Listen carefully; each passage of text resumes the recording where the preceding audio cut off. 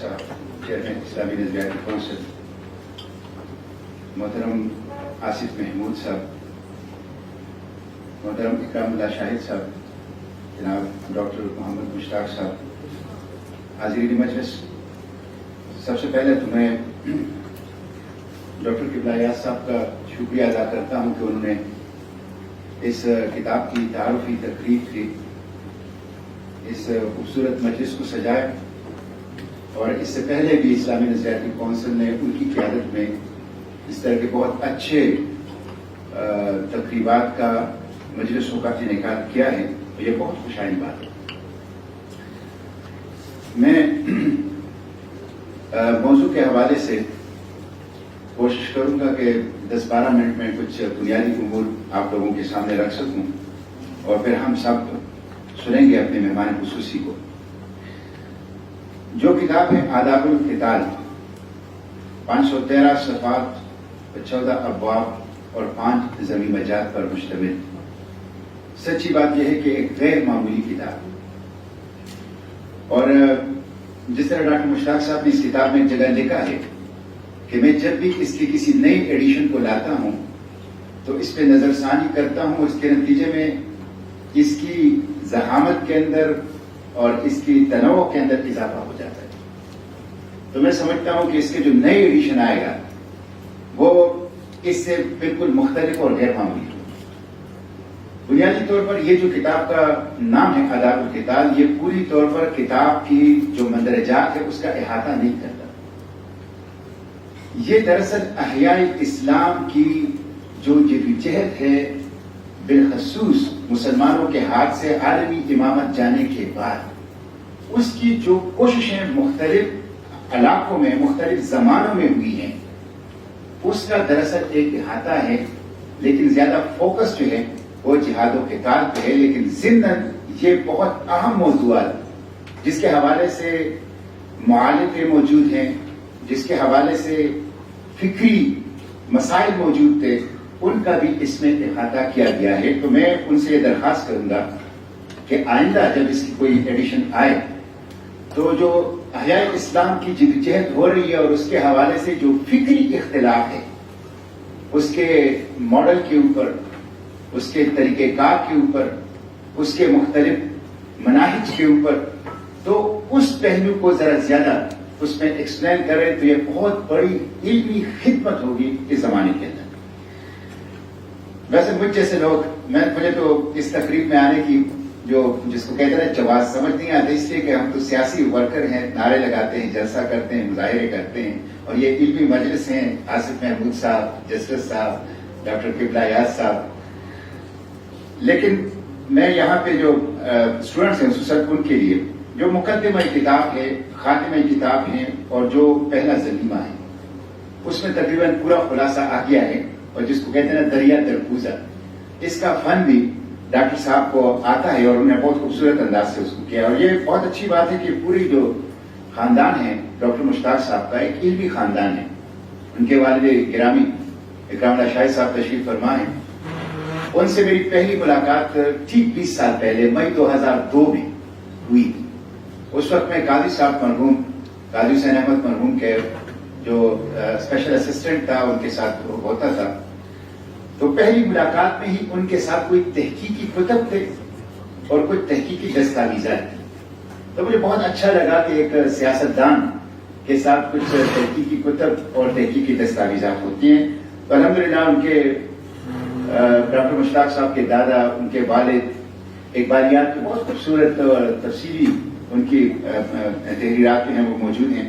پھر ڈاکٹر صاحب اور پھر ان کے بچے بھی چھوٹی عمر میں الحمدللہ اس جو تحریر ہے اور جو تحقیق ہے اس کام سے وابستہ ہے۔ میں تھوڑا سا جو میں نے گفتگو کی اس پہ جہاد و قتال کے ساتھ جو احیاء اسلام، اس کی تھوڑی سی پس منظر 2-3 منٹ میں بیان کر کے پھر واپس اس موضوع پہ آتا ہوں۔ دیکھیں، برنارڈ ہیوز کی کتاب ہے واٹ وینٹ رانگ۔ اس میں انہوں نے لکھا ہے کہ the second siege of Vienna غالباً ستمبر 1687 میں جب ناکام ہوا تو اس سے 2 بڑے تبدیلیاں آئی جو پہلی دفعہ آئی۔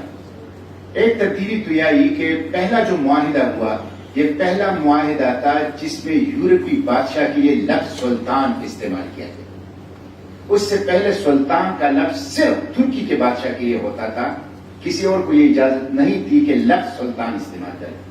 جس طرح برطانوی راج میں کنگ صرف ایک ہوتا تھا، باقی راجے ہوتے تھے یا نواب ہوتے تھے یا والی ہوتے تھے.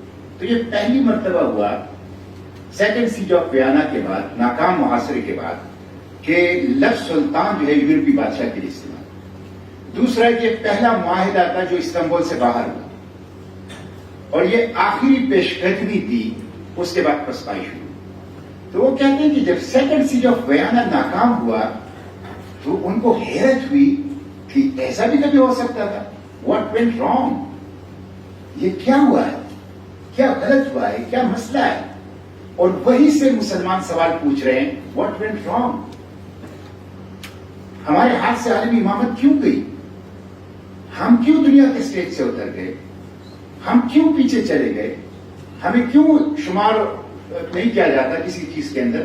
وہ کہتے ہیں کہ ابھی تک مسلمانوں کے مختلف طبقات، جس میں وہ کہتے ہیں کہ فنڈامنٹلسٹ، ٹریڈیشنلسٹ، سیکولر، لبرل، مختلف طبقات اس کے مختلف جوابات جو ہیں وہ دے رہے ہیں. بھارت میں صرف وہ پس منظر بتایا کہ وہیں سے یہ سلسلہ جو ہے وہ شروع ہو گیا. پھر 1945 میں ایرک مارگولیس نے اپنی کتاب امریکن راج، لبریشن اور ڈومینیشن، اس میں لکھا ہے کہ سیکنڈ ورلڈ وار کے خاتمے کے بعد قرآن عرض میں صرف 5 مسلم ممالک آزاد تھے: افغانستان، سعودی عرب، یمن، ترکی اور جمہوریہ کاشغریہ کے نام سے چین کا سنکیانگ صوبہ. یہ 5 ممالک آزاد تھے. باقی پورا مسلم جو ورلڈ ہے یہ غلام تھا، براہ راست، جس کو کہتے ہیں نا براہ راست غلامی، اس کے اندر موجود تھا. اس کے بعد آزادی کی تحریکیں شروع ہوئی.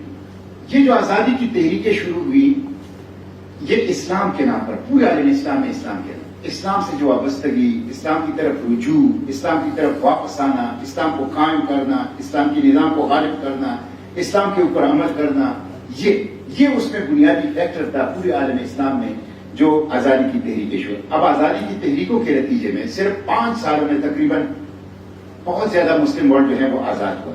آزادی کے بعد جو ہمیں مسائل آئے، جس سے یہ کتاب ڈیل کرتا ہے، یہ جو میں نے آپ کو بتایا کہ وہ جس سے یہ کتاب ڈیل کرتا ہے، وہ آزادی کے بعد جو مسائل آئے وہ اس میں کیا. ایرک مارگولیس نے لکھا ہے کہ مسلمانوں نے تو آزادی حاصل کر لی، لیکن ان لوگوں کے ہاتھوں میں چلے گئے جن کو کہتے ہیں انسٹرومنٹ آف کنٹرول، استعمار کے انسٹرومنٹ آف کنٹرول تھے حکمران، مسلم حکمران، انسٹرومنٹ آف کنٹرول. اور وہ کہتے ہیں کہ وہ استعمار کے انٹیلیجنس ایجنسیوں کے ایسیٹس تھے، ان کے ایسیٹس تھے. اب ان کے ہاتھوں میں جب چلے گئے، ایک طرف اسلام کی احیا کی جدوجہد یا اس کی تڑپ تھی، دوسری طرف اس کی رکاوٹ تھی حکومتی سطح پہ. اس سے کشمکش کی کیفیت پیدا ہوئی جس سے مسائل پیدا ہوئے، اور انہی مسائل کو یہ کتاب ڈیل کر رہی ہے، انہی مسائل کو یہ کتاب ڈیل کر رہے ہیں. تو ایک چیز تو یہ. دوسری بات یہ ہے کہ جس میں اس کتاب کا ذکر ہے کہ جو 9/11 ہوا تھا، 9/11 اس نے پھر اس کی شدت کے اندر اضافہ کر دیا. اور 9/11 کا جس طرح انہوں نے تجزیہ کیا ہے افغانستان کے اوپر حملے کا، عراق کے اوپر حملے کا، ڈرون اٹیکس کا، 9/11 کا، اسلام کے قوانین کی روح سے، عالمی قوانین کی روح سے، میں سمجھتا ہوں وہ خاصے کی چیز ہے.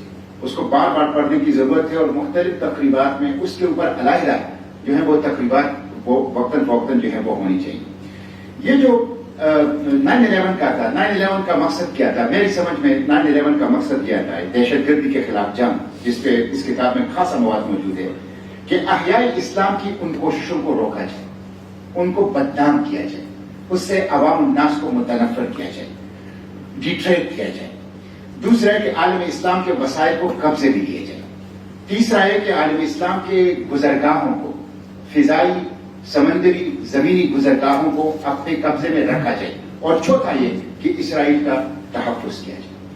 یہ وہ چیزیں تھی جس کے لیے 9/11، ورنہ افغانستان کے اوپر حملے کا جس طرح تجزیہ کیا ہے، WMD weapons of mass destruction کا جس طرح تجزیہ کیا ڈاکٹر مشتاق صاحب نے، اور باقی جو وہ ساری چیزیں واضح کر دیتی ہے کہ یہ سارے چیز فراڈ تھا، اور اس کے پیچھے ان کے اپنی استعماری جو ہے مقاصد تھے. اس کے ساتھ ساتھ یہ تھا کہ مسلم ورلڈ کے اندر اختلافات کو، خصوصاً مسلکی اختلافات کو ابھارا جائے.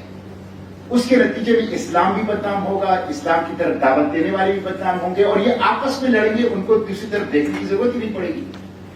آپ کو یہ جان کے حیرت ہوگی، ولی رضا نصر نے لکھا ہے کہ سوئس کنال سے لے کر کوہ سلیمان تک، یہ heart of the Muslim world ہے. سوئس کنال سے لے کر کوہ سلیمان تک، اس heart of the Muslim world میں شیعہ سنی آبادی 50-50 ہے. 50-50. اب آپ دیکھیں کہ اگر مسلکی اختلافات ہوں گے، ہم کبھی پرامن نہیں رہ سکتے، ہمارا دل مضطرب رہے گا. ہر صورت میں امن، میوچل کو ایگزسٹنس، ٹالرنس، ایک دوسرے کو برداشت کرنا، اتحاد اور اتفاق کی فضا پیدا کرنا، اس کے بغیر ہمارا کوئی چارہ جو ہے وہ نہیں ہے. میں آخر میں یہ جو کسی کتاب کی کچھ ضمنی چیزیں ہیں، میں یو این میں گیا تھا، اس دن میں نے پارلیمنٹ میں سیف اللہ پراچا کی بات کی تھی، تو مجھے سیف اللہ پراچا کے وکیل نے امریکہ سے خط لکھا کہ یہ پاکستانی ہے، یعنی یہ وار آن ٹیرر ہی کے متاثرین ہیں، اور 18 سال گوانٹانامو بے میں رہا اور امریکہ نے اس کو بے گناہ قرار دیا. اب وہ امریکہ میں ہے، کوئی اس کو پاکستان نہیں جا رہا، بزنس مین بے گناہ قرار دیا گیا. تو مجھے انہوں نے خط لکھا کہ آپ نے پارلیمنٹ میں یہ اٹھایا ہے، ان کے وکیل نے، تو آپ کچھ اس پہ مزید کام کریں. صرف پاکستان ایک خط لکھے کہ ہم اس کی ضمانت دیتے ہیں سیکیورٹی کی، تو اس کو واپس ہم کر لیں گے. وہ بیمار بھی ہیں، عمر کے آخری حصے میں. اسی طرح ڈاکٹر عافیہ صدیقی کا ہے. میں یو این میں جو پرماننٹ مشن ہے ان سے بھی میں نے بات کی، ایمبیسڈر سے بھی بات کی جو واشنگٹن میں ہیں.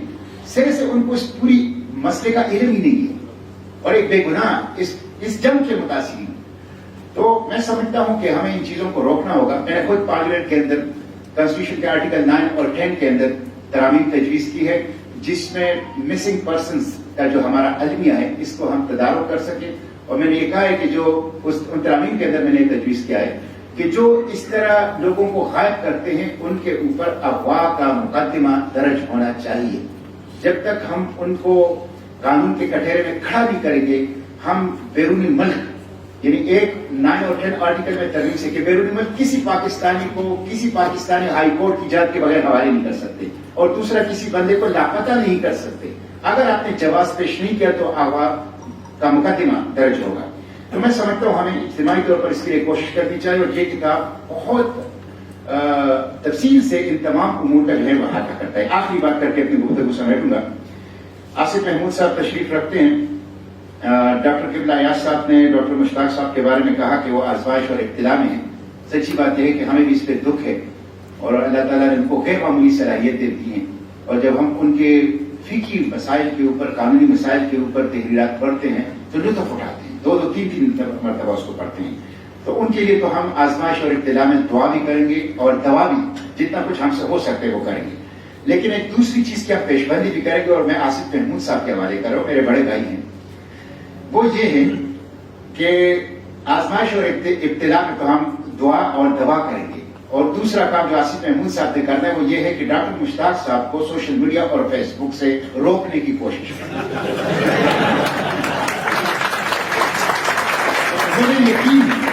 مجھے یقین ہے کہ اگر ڈاکٹر صاحب اس میں کامیاب ہو گئے تو ہر 2-3 ماہ بعد ہم یہاں ایک کتاب کی تقریبی رہنمائی کریں گے. تو یہ میرے ساتھ میں ہمارے ساتھ بھی ڈاکٹر مشتاق صاحب کے ساتھ بھی، اور علمی دنیا کے ساتھ بھی ایک احسان ہوگا. میں پھر آپ لوگوں کا شکریہ ادا کرتا ہوں اور سمک راشی کی معافی چاہتا ہوں.